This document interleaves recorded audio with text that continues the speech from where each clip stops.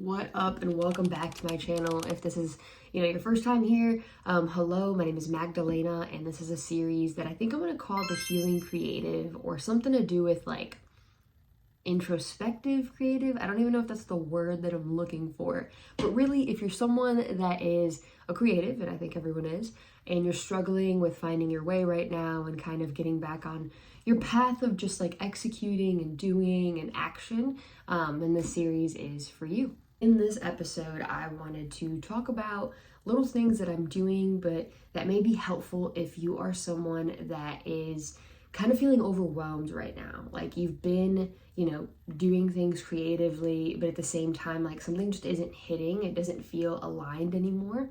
And it might be too that you're like trying a lot of things and you don't know how to narrow down. So I'm not really gonna lay out steps, but I will lay out one action item at the end of the video. But I do want to start off with this general theme.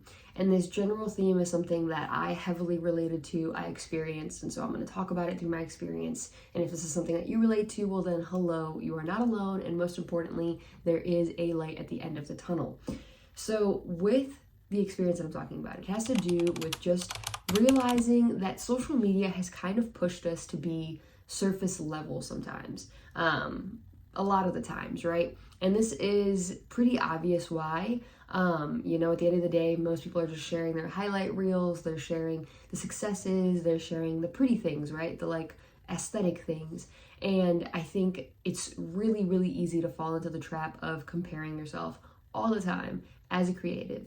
And so what I want to talk about here is how I have gone on a social media cleanse. I'm on month 1 and I'm going for 3 months, mainly because I have, there's plenty of educational podcasts, videos, and things that basically share what happens to your brain after you've been consuming like very quick, short content. Like your attention span starts to, dwindle. And then on top of that, I feel like I just am overwhelmed with how many options there are. It's just way too much information for a human being, right?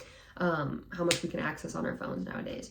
And so I have gone on a social media cleanse. I'm in month 1, going for 3 months, because I think that's like what I've learned is the average time you need to really kind of distance yourself from, like if I were to hop back on right now, I don't really think the changes that I've made will stick, if that makes sense.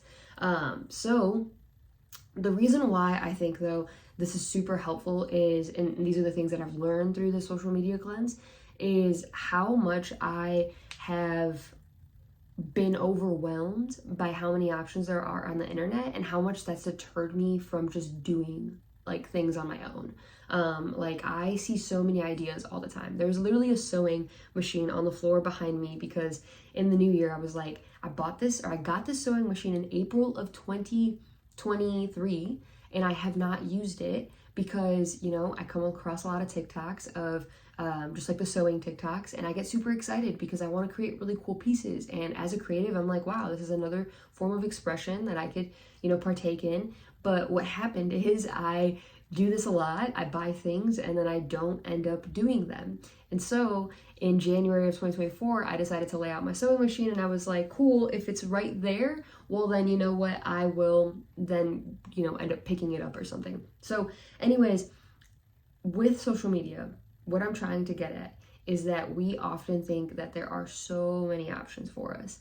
And that's amazing. I think we could totally dabble in everything. But as someone that is a culprit of perfectionism, then I always try to like become really good at something, but I don't give myself enough time with that thing, if that makes sense. Like I just am like, I'm gonna buy it, I'm gonna kick ass, and then when I don't kick ass, I just let it sit there.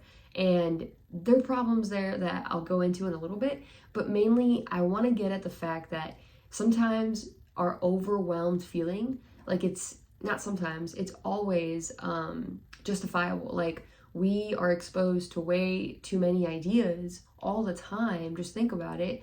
And at the end of the day, like you don't need to keep researching. Like if you want to do something, just get it, start learning on your own, as opposed to like through the experiences of other people. To a certain extent, that is nice. That creates community, that creates connections. It makes you feel not alone. But at some point it is paralyzing. And so I think it's very important to kind of realize if it's happened to you in something that you're trying to do. There's a little biscuit. But yeah, so that was my first point. I guess I am going to go over some points. Is just like from my social media cleanse, I realized how much of my analysis paralysis was actually coming from just like overconsumption. The second thing that I've noticed is how, in tandem with this, is like you are able to go deeper on things as opposed to like spread yourself thin. And what I mean by that is pouring more into what you already do. I wrote it down because I liked how I said it, and so that is what I'm trying to get at. You start to pour more into what you already love. And there are two things happening when I say that. Now, let's say you really love painting, right? And you've always done it, but then you started picking up sewing, photography, all these other ideas from social media. Cool. But you kind of, I guess, distanced yourself from the thing that really brought you joy, or like consistently brought you joy, which was painting. Now, the thing with pouring more into what you already have, which is painting, is you probably haven't gotten past a certain level with your painting anymore because now you're spread too thin. So I think if we realize that, like, hey, I'm an artist, I love painting, I've distracted myself with a ton of other things, and maybe it's not a distraction, maybe it's also like healed you in some way or whatever. Maybe you need to just go back to painting, get past that level that you can't get past, because that's the other thing that I want to talk about here is like, I do think that social media has also taught us like instant gratification. This is a no-brainer. But with our own ability to like do things, if we don't get to a certain level, we're just kind of like, fuck it, toss it to the side, let me like move on and work on the next thing, which I think is, you know, detrimental to how big of a painter, how great of a painter you can be, right? So that is something that I've caught within myself.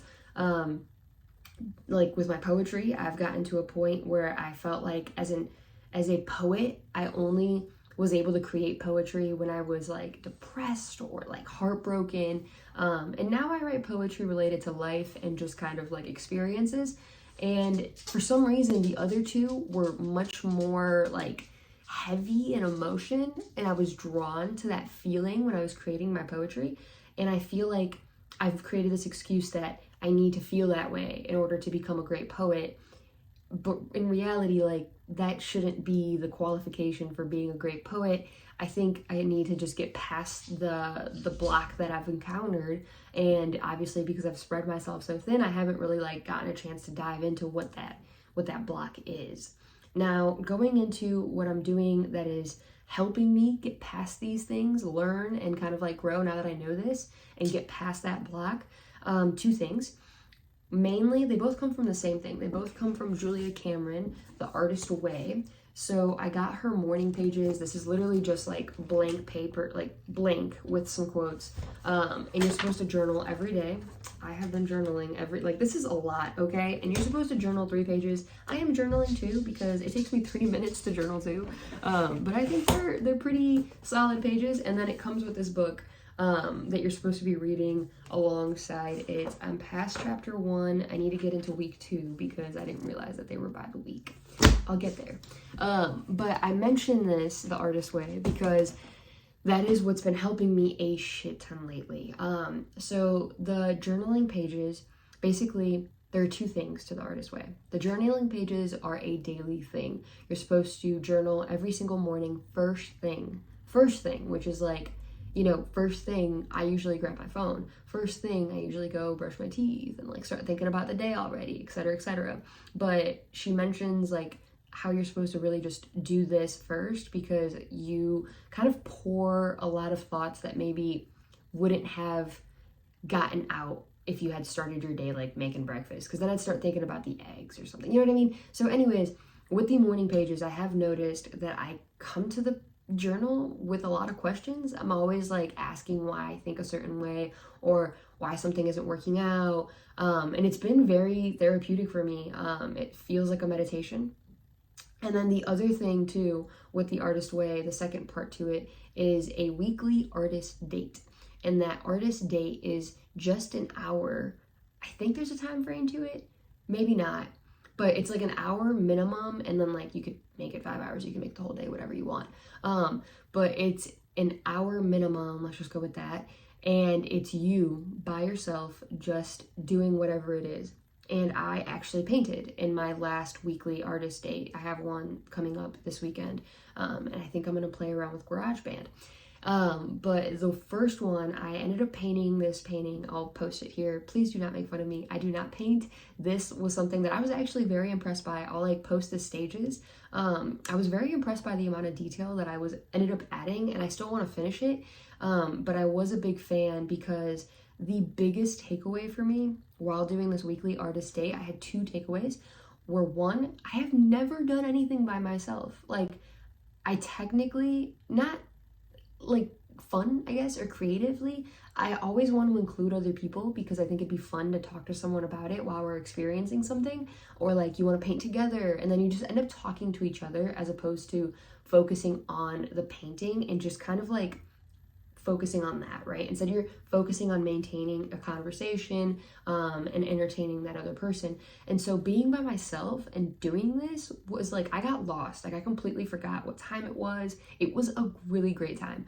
The second thing too that I thought about after that was like, I was impressed by my painting, but I realized that I had no goal. Like I have always had a goal with every creative outlet.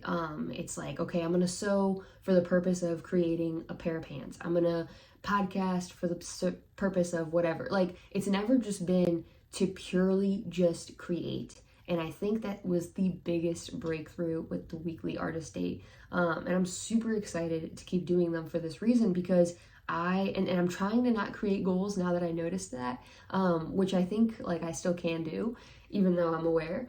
And I am really excited to see what that does for me. I think it's going to make me more in tune with what it is I truly love without the influence of anyone else. And tying it back to social media, the big thing too right now is like I'm not doing anything for the sake of a couple likes. I'm posting on YouTube, yes, and I'm posting on my podcast, yes, but like it's not, and I'm posting them on LinkedIn and YouTube, but they don't get the same interaction that I do on TikTok and Instagram. Not that I get like a ton of interaction, but nonetheless, I can find myself kind of like getting distracted on those platforms as opposed to these platforms where I feel like I can be like, I don't really care if anyone watches this. I think it's helpful. I hope someone else finds it helpful. Like that is the reason why I'm posting it. And if it only gets one like, that's fine. And so bam, upload. But with Instagram and TikTok, because I know people I know, because I actually know people that follow me and I don't know, I talk to them and stuff, like you start to kind of get in your head about like, will they think this is weird? Will they be like, who does she think she is, etc. So I will say that being off social, when I was painting, I was like, I'm not gonna just post this. And so I'm not trying to make it pretty because I'm gonna post it, if that makes sense, right? So I am really enjoying the Artist Way so far. It's been a really great experience. I'll link the Amazon link or something, or maybe like their website, in the description below. But basically, yeah, that is it. Just kind of like realizing how the social media cleanse has helped me kind of stop spreading myself so thin. Even though I'm doing a lot, I think it's become much more clear to me when something is working and when something isn't, and when I need to pivot, when I need to put more time here, more time, like I know how to prioritize things, as opposed to before, I felt like I was just creating because it was trendy and I was seeing it and I was like, I need to hop on the trend. I can't just wait. And so if you relate to that, please take some time off social media. I highly recommend it, and I highly recommend the Artist Way. Thank you so much for listening, and I hope you guys are enjoying this content. If you have any more topics or things that you are dealing with as a creative, I would love to dive into them, do some research on my own, share some insights, maybe even have a conversation. But other than that, I hope you are liking and subscribing if you're up for it, and I will catch you in the next one.